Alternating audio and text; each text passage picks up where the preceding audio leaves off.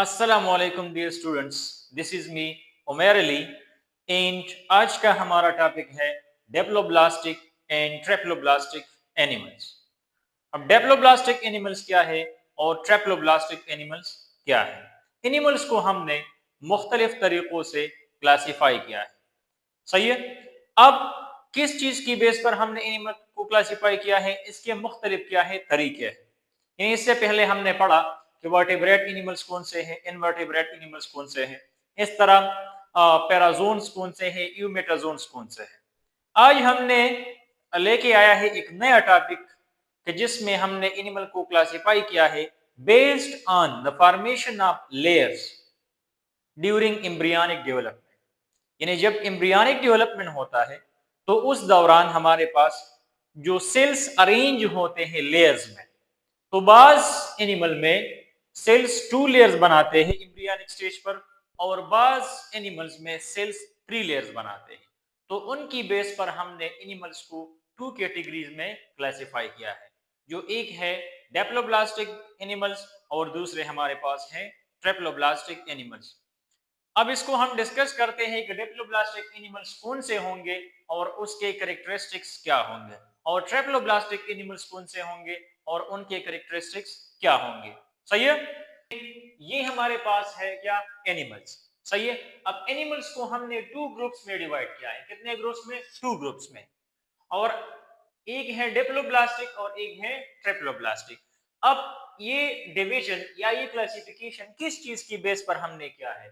So based on arrangements of cells into layers, कि जब embryonic stage में जब डेवलपमेंट होता है तो एम्ब्रियोनिक स्टेज में बास एनिमल में सेल्स 2 लेयर्स में अरेंज होते हैं गेस्ट्रुलेशन के दौरान, और बास एनिमल्स में सेल्स 3 लेयर्स में अरेंज होते हैं। तो based on arrangements of cells into layers हमने एनिमल्स को 2 ग्रुप्स में क्लासिफाई किया है, diploblastic animals and triploblastic animals. सबसे पहले डिस्कस करते हैं डेप्लोब्लास्टिक एनिमल्स को। अच्छा, तो डेप्लोब्लास्टिक एनिमल्स। अच्छा, अब डेप्लोस का मतलब है 2 फोल्ड। डेप्लोस का क्या मतलब है? 2 फोल्ड, यानी डबल। सही है।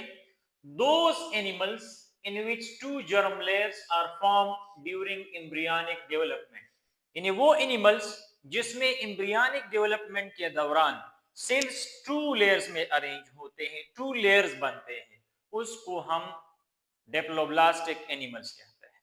ऐसे एनिमल्स कि जिसमें गैस्ट्रुलेशन के दौरान, यानी एम्ब्रियोनिक डेवलपमेंट जब होता है, जब स्पर्म और एग आके फर्टिलाइजेशन करते हैं, जाइगोट बनता है, और फिर जाइगोट का फर्दर डिवीजन स्टार्ट होता है, क्लीवेज स्टार्ट होता है, 2 cell stage, 4 cell stage, 8, 16 cell stage, इस तरह मरूला बनता है, ब्लास्टूला बनता है, और फिर गैस्ट्रूला। जब गैस्ट्रुलेशन के दौरान ये सेल्स लेयर्स में अरेंज होते हैं, जिसको हम जर्मिनल लेयर्स कहते हैं। तो कुछ एनिमल्स में 2 लेयर्स बनते हैं और कुछ एनिमल्स में 3 लेयर्स बनते हैं। तो ऐसे एनिमल्स कि जिसमें गैस्ट्रुलेशन या एम्ब्रियोनिक डेवलपमेंट के दौरान 2 लेयर्स बनते हैं, ऐसे एनिमल्स को हम डेप्लोब्लास्टिक एनिमल्स कहते हैं। सही है। अब ये 2 लेयर्स क्या होंगे? 2 germ लेयर्स। एक हमारे पास एक्टोडर्म होगा जो कि आउटर लेयर है, और एक हमारे पास क्या होगा? एंडोडर्म, जो कि इनर लेयर है। अब डेप्लोब्लास्टिक एनिमल्स में हमारे पास जो मिडल लेयर है, जिसको हम मेसोडर्म कहते हैं, ये मौजूद नहीं होता, यानी डेप्लोब्लास्टिक एनिमल्स में मेसोडर्म एब्सेंट होता है। सही है। अब इन 2 लेयर्स के दरमियान, यानी एक्टोडर्म और एंडोडर्म के दरमियान, एक नॉन सेलुलर और non living jelly like matrix मौजूद होता है। यानी 2 लेयर्स है, एक हमारे पास एक्टोडर्म है ऊपर वाला, और अंदर वाला क्या है? एंडोडर्म है। इन दोनों के दरमियान बीच में एक नॉन सेलुलर का मतलब है कि सेल से नहीं बना है, और non living jelly like matrix मौजूद होता है, जिसको हम मेसोग्लिया कहते हैं। क्या कहते हैं उसको? Mesoglea. Non cellular non living jelly like matrix present between ectoderm and endoderm of diploblastic animals, उसको हम क्या कहते हैं? मेसोग्लिया कहते हैं। सही है। अब ये जो डेप्लोब्लास्टिक एनिमल्स है, इनके क्या कैरेक्टरिस्टिक्स होंगे? कुछ कैरेक्टरिस्टिक्स इन एनिमल्स के यहाँ पर हमने लिखे हैं कि ये एनिमल्स हमारे पास रेडियली साइमेट्रिकल होंगे। क्या होंगे? Radially symmetrical. रेडियली साइमेट्रिकल ये है कि मुख्तलिफ प्लेन्स में हम इसको टू इक्वल हाफ में डिवाइड कर सकते हैं। रेडियली साइमेट्रिकल एनिमल्स और बायलैटरली साइमेट्रिकल एनिमल्स क्या है, इंशाल्लाह नेक्स्ट वीडियो में हम इस पर बात करेंगे। इसके अलावा ये एनिमल हमारे पास क्या है? लेस कॉम्प्लेक्स है। These animals are less complex, यानी ये ज्यादा स्पेशलाइज्ड एनिमल्स नहीं है, इनके ऑर्गन्स और टिश्यू ज्यादा स्पेशलाइज्ड नहीं है। इसका जो डाइजेस्टिव सिस्टम होता है वो सेक लाइक होता है। सेक लाइक डाइजेस्टिव सिस्टम इनका होता है। सेक लाइक का मतलब ये है कि उसमें सिंगल ओपनिंग मौजूद होता है और उस सिंगल ओपनिंग के जरिए से इंजेक्शन ऑफ फूड भी करते हैं और एलिमिनेशन ऑफ एक्सक्रीटरी या वेस्ट मटेरियल भी करते हैं।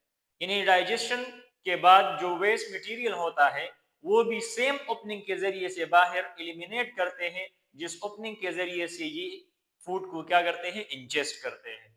तो इस तरह के डाइजेस्टिव सिस्टम को हम सेक लाइक डाइजेस्टिव सिस्टम कहते हैं या इनकम्प्लीट डाइजेस्टिव सिस्टम कहते हैं। अब ऐसे एनिमल्स के बॉडी के सेंटर में एक कैविटी मौजूद होती है और उस कैविटी को हम सेलेंट्रॉन कहते हैं। क्या कहते हैं उस कैविटी को? उस कैविटी को हम सेलेंट्रॉन कहते हैं या गैस्ट्रोवेस्कुलर कैविटी कहते हैं।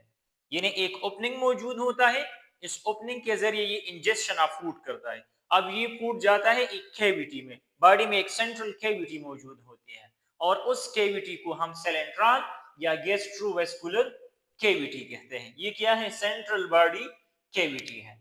सही है। अब चूंकि ये सिंपल एनिमल है, ज्यादा स्पेशलाइज्ड एनिमल्स नहीं है, तो इनका नर्वस सिस्टम जो है वो भी स्पेशलाइज्ड नहीं है और यहाँ पर नेट लाइक नर्वस सिस्टम मौजूद होता है जिसमें ब्रेन मौजूद नहीं होता। यानी यहाँ पर सेपलाइजेशन जो है नहीं है, यहाँ पर सिर्फ नर्वस सिस्टम वो इन द फॉर्म ऑफ क्या है? नेट है। यानी इस तरह न्यूरॉन्स है और इन न्यूरॉन्स के दरमियान ये नेट लाइक फैशन में क्या है? अरेंज है। इस तरह नेट लाइक फैशन में ये न्यूरॉन्स क्या है? अरेंज है। सही है। तो स्पेशलाइज्ड नर्वस सिस्टम यहाँ पर मौजूद नहीं होता, बल्कि नेट लाइक अरेंजमेंट ऑफ क्या है? न्यूरॉन्स है। इस तरह नेट लाइक अरेंजमेंट ऑफ क्या होता है? न्यूरॉन्स होता है। सही है। अब इसका एग्जाम्पल क्या है? एग्जाम्पल हमारे पास है सेलेंट्रेटा, यानी फाइलम सेलेंट्रेटा के जो एनिमल्स है वो हमारे पास क्या है? डिप्लोब्लास्टिक एनिमल्स हैं। फाइलम सेलेंट्रेटा के एनिमल हमारे पास क्या है? डिप्लोब्लास्टिक। अब फाइलम सेलेंट्रेटा में आते हैं हमारे पास जेलीफिश, ओबीलिया, ये चीजें फाइलम सेलेंट्रेटा में क्या है? वो मौजूद है। सही है। अब यहाँ पर मैंने इन एनिमल्स का डायग्राम ड्रा किया है कि किस तरह ये टू लेयर्स मौजूद होते हैं। तो यहाँ पे आप लोग देखिए, ये जो आउटर लेयर है ब्लैक कलर में जो आप लोगों को नजर आता है और इसमें मैंने सेल्स ड्रा किए हैं। ये क्या है? सेल्स है, क्योंकि ये सेलुलर लेयर है। और इस आउटर लेयर को हम कहते हैं क्या? एक्टोडर्म। आउटर लेयर क्या है? एक्टोडर्म है। सही है। और इनर लेयर जो ब्लू कलर में आप लोगों को नजर आता है इसको हम कहते हैं क्या? एंडोडर्म। तो ये टू लेयर्स मौजूद हैं, एक्टोडर्म और एंडोडर्म। अब यहाँ पर इन दो लेयर्स के दरमियान जो ब्लैक कलर है और ब्लू कलर, इसके दरमियान आप लोगों को जो रेड कलर नजर आता है, ये बीच वाला, ये सेल से नहीं बना है, इसलिए मैंने इसको सेल से रिप्रेजेंट नहीं किया है, बल्कि just as a packing material ये काम करता है, सपोर्ट देता है। सही है। और इस non cellular non living jelly like matrix को हम कहते हैं क्या? मेजाग्लिया। तो ये वो मेजाग्लिया है रेड कलर में जो आप लोगों को नजर आता है, जो कि एंडोडर्म और एक्टोडर्म के दरमियान क्या है? मौजूद है। सही है। अब इसके बीच में से जो कैविटी है, ये जो कैविटी है, ये वाली कैविटी, इसको हम क्या कहते हैं? सेलेंट्रॉन कहते हैं या गैस्ट्रोवास्कुलर कैविटी। तो ये वो सेलेंट्रॉन या गैस्ट्रोवास्कुलर क्या है? कैविटी है। सही है। तो ये है एक जनरलाइज्ड डायग्राम किस चीज का? डिप्लोब्लास्टिक एनिमल्स का। सही है। आउटर लेयर एक्टोडर्म और इनर लेयर क्या है? एंडोडर्म। एक्टोडर्म और एंडोडर्म के दरमियान मेजाग्लिया मौजूद है जो रेड कलर में मैंने यहाँ पर शो किया है। सही है। अच्छा, सेकंड ग्रुप ऑफ एनिमल्स जिसको हम ट्रेप्लोब्लास्टिक एनिमल्स कहते हैं, वो कौन से है? ट्रिप्लोस का मतलब है थ्री फोल्ड यानी ट्रिपल। ट्रिप्लोस का मतलब क्या है? थ्री फोल्ड यानी ट्रिपल। तो those animals in which three germ layers are form during embryonic development, ऐसे एनिमल्स जिसमें एम्ब्रियोनिक डेवलपमेंट के दौरान थ्री लेयर्स बनते हैं, ऐसे एनिमल्स को हम ट्रिप्लोब्लास्टिक एनिमल्स कहते हैं। सही है। इन थ्री जर्म लेयर्स जो गेस्टुलेशन के दौरान बनते हैं वो होते हैं हमारे पास एक्टोडर्म, मेसोडर्म एंड एंडोडर्म। सही है। आउटर लेयर क्या है? एक्टोडर्म, मिडल लेयर है मेसोडर्म और इनर लेयर है एंडोडर्म। अब इन एनिमल्स के यहाँ पर कुछ कैरेक्टरिस्टिक्स मैंने लिखे हैं। ये एनिमल्स क्या होंगे? Bilaterally symmetrical. डिप्लोब्लास्टिक एनिमल्स हमारे पास क्या थे? वो थे रेडियली सिमेट्रिकल, और ये हमारे पास क्या है? Bilaterally symmetrical. अब ये एनिमल्स हमारे पास क्या है? मोर कॉम्प्लेक्स है। डिप्लोब्लास्टिक एनिमल्स वो कॉम्प्लेक्स नहीं है, सिंपल है। ये मोर स्पेशलाइज्ड है, यानी इसमें स्ट्रक्चर्स, इसमें ऑर्गन्स ज्यादा बने हैं, स्पेशलाइज्ड है ज्यादा। यहां पर इनका जो डाइजेस्टिव सिस्टम है ज्यादातर वो क्या है? ट्यूब लाइक डाइजेस्टिव सिस्टम है। Tube like digestive system, majority इसका क्या है? ट्यूब लाइक डाइजेस्टिव सिस्टम मौजूद है। ट्यूब लाइक का क्या मतलब है? Separate opening for injection of food and excretion of digestive waste, यानी डाइजेस्टिव वेस्ट को एक्सक्रीट करने के लिए और फूड को इंजेस्ट करने के लिए सेपरेट ओपनिंग मौजूद है। तो जब इस तरह का डाइजेस्टिव सिस्टम मौजूद हो उसको हम ट्यूब लाइक डाइजेस्टिव सिस्टम कहते हैं। यहाँ पे आप लोग देखें, ये हमारे पास two types of digestive system है। एक ये है जो कि सेक लाइक है। देखिए ये एक सेक की तरह है, तेलेनुमा। इसका सिर्फ एक ओपनिंग है और वो ओपनिंग क्या है? माउथ है। सही है। इस ओपनिंग के जरिए से फूड जो है उसका इंजेक्शन भी होगा, और जब फूड डाइजेस्ट होता है, डाइजेशन के बाद इसी सेम ओपनिंग के जरिए से फूड बॉडी से एलिमिनेट भी होगा। तो इस तरह के डाइजेस्टिव सिस्टम को हम सेक लाइक या इनकम्प्लीट डाइजेस्टिव सिस्टम कहते हैं, और ये मौजूद होता है किस चीज में? डिप्लोब्लास्टिक एनिमल्स में। ट्रिप्लोब्लास्टिक एनिमल्स में ज्यादातर हमारे पास ट्यूब लाइक डाइजेस्टिव सिस्टम मौजूद होता है, जिसके टू ओपनिंग्स होते हैं, एक माउथ होता है, एक एनस होता है। सही है। अब माउथ के जरिए फूड का क्या होता है? इंजेक्शन। इंजेक्शन ऑफ फूड वो माउथ के जरिए से करते हैं।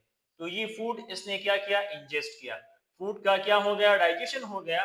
डाइजेशन के दौरान, डाइजेशन के बाद जो इंपॉर्टेंट सब्सटेंसेस है वो बॉडी ने किया कि इसे डाइजेस्ट किए। सही है। और अब जो वेस्ट मटेरियल है, जो फीकल मटेरियल है, इसके लिए एक सेकंड ओपनिंग मौजूद है, वो क्या है? एनस है। तो वो वेस्ट मटेरियल इस सेकंड ओपनिंग यानी एनस के जरिए से बॉडी से क्या होंगे? एलिमिनेट होंगे। तो इस किस्म के डाइजेस्टिव सिस्टम को हम ट्यूब लाइक या कंप्लीट डाइजेस्टिव सिस्टम कहते हैं। सही है।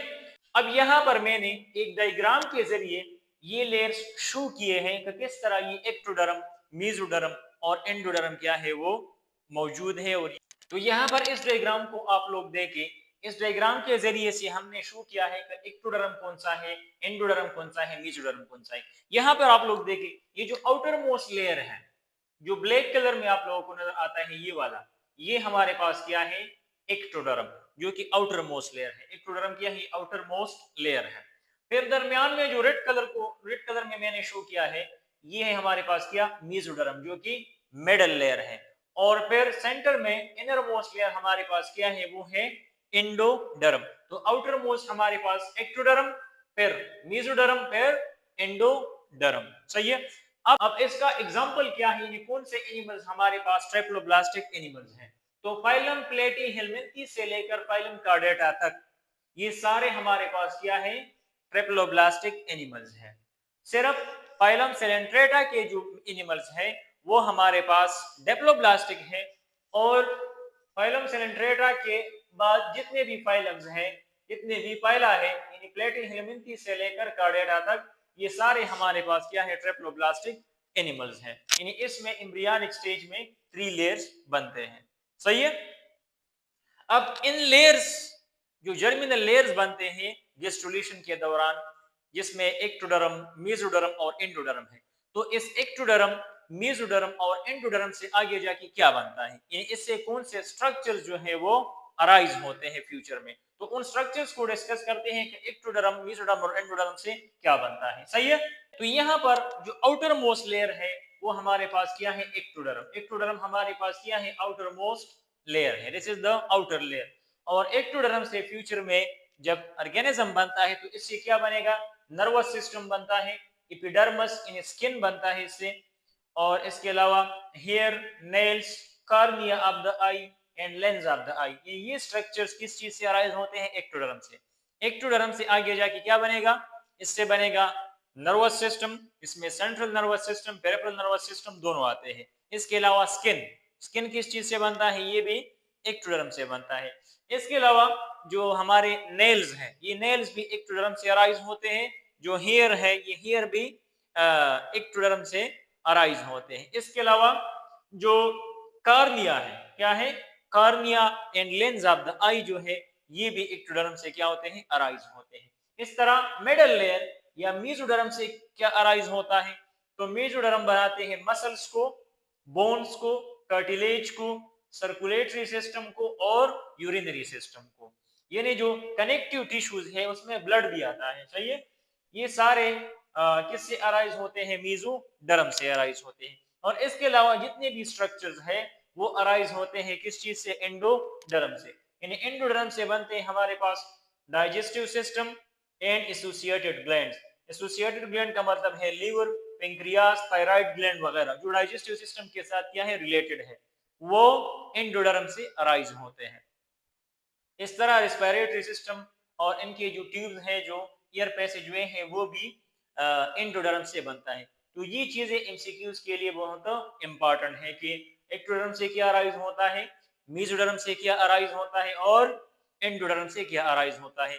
ये एमसीक्यूज पॉइंट ऑफ व्यू से बहुत इंपॉर्टेंट है। मतलब एमसीक्यूज आएगा कि cartilage is dash in origin, ectodermal, mesodermal, endodermal, कि कार्टिलेज कौन से लेयर से अराइज होता है, तो cartilage arise from the mesoderm. इस तरह अगर एमसीक्यूज आ जाए कि हेयर या नेल्स, फॉर एग्जांपल एमसीक्यू आ जाए कि nail is dash in origin, यानी नेल जो है ये कौन से लेयर से बनते हैं, एंडोडर्म से बनते हैं, मेसोडर्म से बनते हैं या एक्टोडर्म से बनते हैं। सही है। तो वहां पर आप लोगों ने फिर सही ऑप्शन का इंतखाब करना है। तो ये चीजें एमसीक्यूज पॉइंट ऑफ व्यू के लिए क्या है, जरूरी है। इस पर शॉर्ट क्वेश्चन भी आ सकता है कि name the structures derive from the three germinal layers, कि थ्री जर्मिनल लेयर से या टू जर्मिनल लेयर से या थ्री जर्मिनल लेयर।